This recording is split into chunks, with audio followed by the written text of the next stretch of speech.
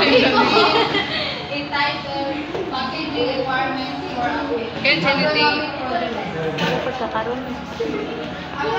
Agronomic Produce is staple food crops like corn, rice, bean, and wheat that are produced on large scale and form the foundation of our food supply. Packaging requirements for agronomic produce depend on factors such as the type of produce, transportation, conditions, shelf life, and market regulations.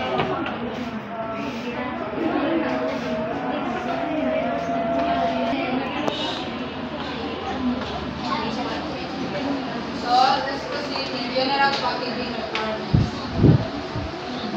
Protection. Prevent mechanical damage, moisture loss, contamination, and spoilage. Also, protection keep produce safe from damage, moisture loss, and contamination. Like for example, apples are packed in cash point tray to prevent bruising. Next is ventilation. Ventilation allow airflow to maintain freshness and reduce ethylene buildup.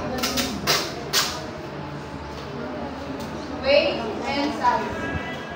Weight and size should be manageable for handling, transportation, and stocking. Labeling. Labeling must comply with regulations including product name, origin, weight handling instructions, and expiration date. Sustainability. It's also preference for biodegradable, recyclable, or reusable materials. So let's proceed in types of packaging materials. So first, plastic crates.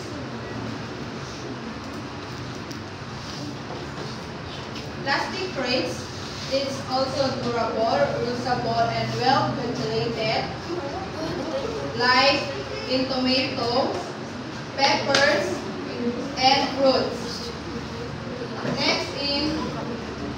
Next is corrugated fiberboard boxes.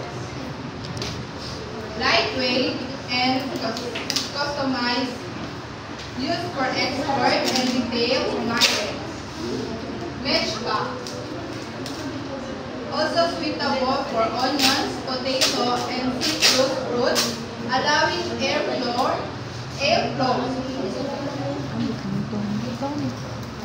Plastic films and clamshell containers.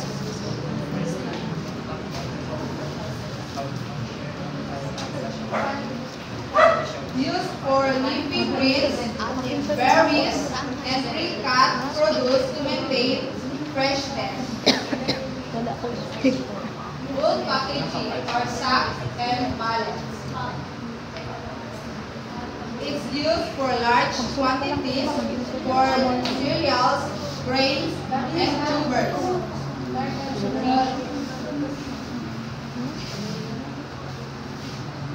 Next is special consideration by produce type.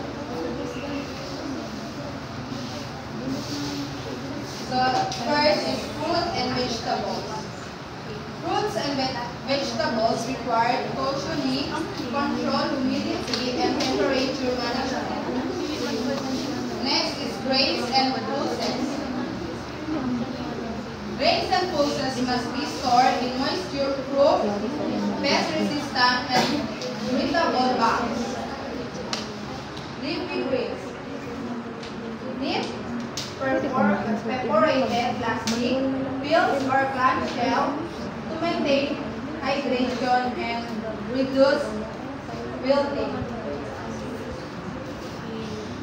Next is root crops or potatoes, carrot, and yams. It's required aerated bags or crates to prevent sprouting and decay. lastly is perishable. Todd, isend na lang natin yung text kay Jamie. It's of the Isend. required temperature Kung niya gabi, isend na lang natin kay Jamie. Magdala mo na siyang malakbas. Kailangan na. Ano? So next is regulatory and quality standards. Compliance with non-next alimentarus or PDA or EU or National Food Safety Regulation. So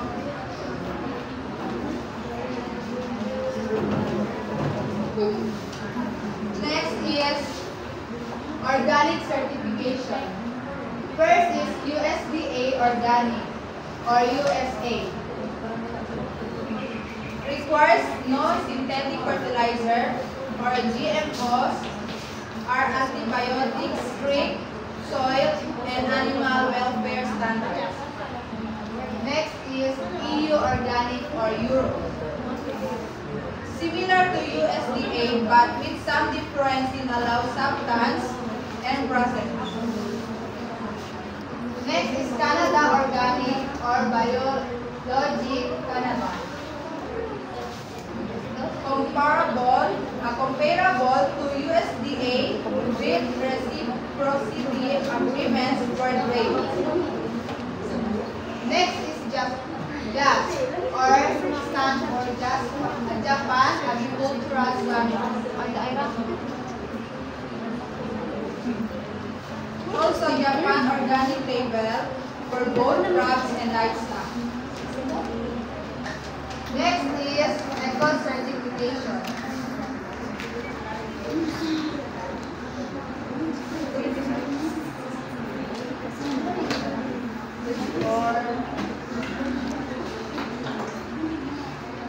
Next is EcoCert.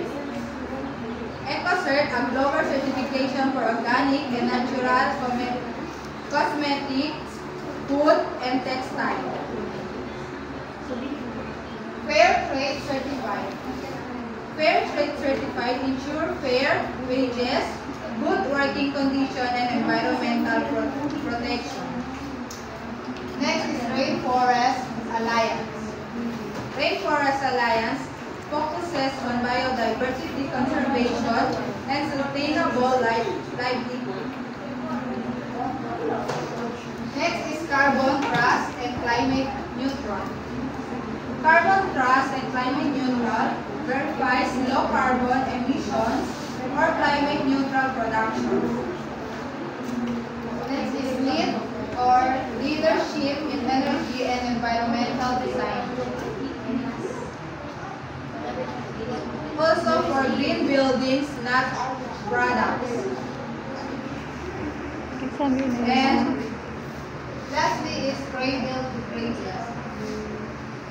Measure product sustainability through life cycle impacts.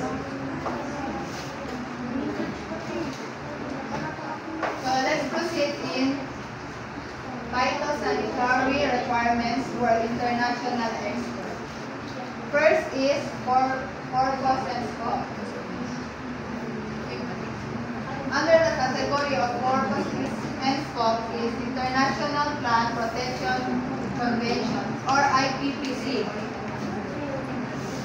The IPPC is a treaty that aims to prevent the introduction and spread of pests in disease.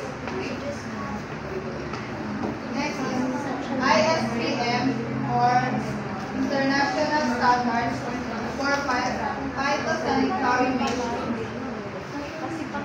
These are international standards recognized by the World Trade Organization for trade in plant commodities.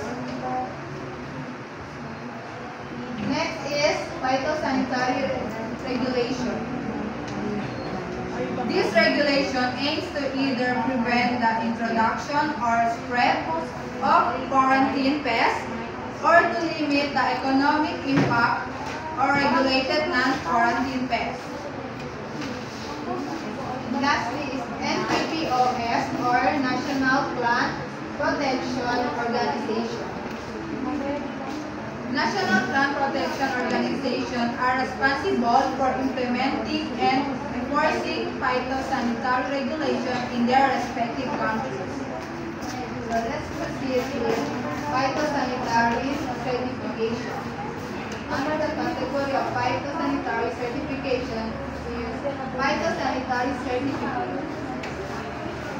This document confirms that plants, products, or other regulated articles have been inspected and meet the importing country's phytosanitary requirements. Next is inspection and testing.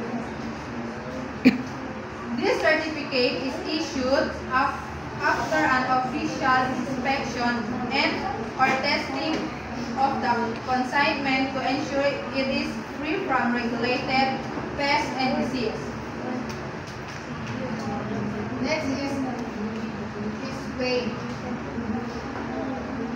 Phytosanitary certificates are issued by authorized public officers who are technically qualified and duly authorized by an NPPO. Next is model certificates. Model certificates are required to use the model phytosanitary certificate of the IPPC. Lastly, re-export certification. A phytosanitary certificate for re-export is issued when a consignment is re-exported or not grown or processed to change its nature and meets the phytosanitary import requirements for the destination country. Third is key consideration for exporters. Under the category of key consideration for exporters are imports permit. Imports permit, exporters often need to obtain imports permit from the importing country before applying for a phytosanitary certificate. Next is inspection and treatment. Commodities may need to be inspected and treated according to the importing country's requirements. Next is validity period. Importing countries may impose a limit on the amount of time that our certificate is valid. Language requirements. Language requirements exporters must ensure that certificates are completed in the required language. Specific details. Specific details. Certificates may need to include specific details such as the language, validity period, and unit use. And lastly, importance of phytosanitary certificates. Under the category of importance of phytosanitary certificate are customs clearance. Custom clearance phytosanitary certificates are required for custom clearance in the importing country. Next is global trade. Global trade, they are essential for facilitating international plant trade and ensuring the safe movement of plants and plant products. Lastly is plant health protection. Plant health protection, they help to protect the plant health of importing countries by preventing the introduction of pests and diseases. That's all. Any question?